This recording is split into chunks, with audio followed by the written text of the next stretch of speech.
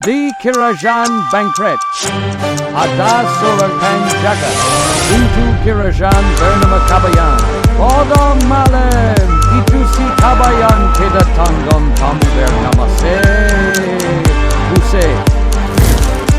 Siapakah itu? Berkunjung malam-malam. Aku Kabayan, masih ingat denganku? Bersihlah, bertarung denganku. Aku akan mengalahkan Tirangkan pukulan dari si Buset selalu tanpa solusikan.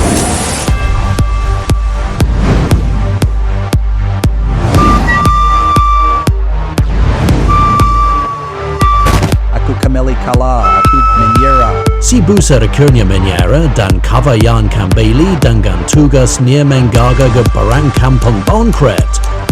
Apa maksudnya ini?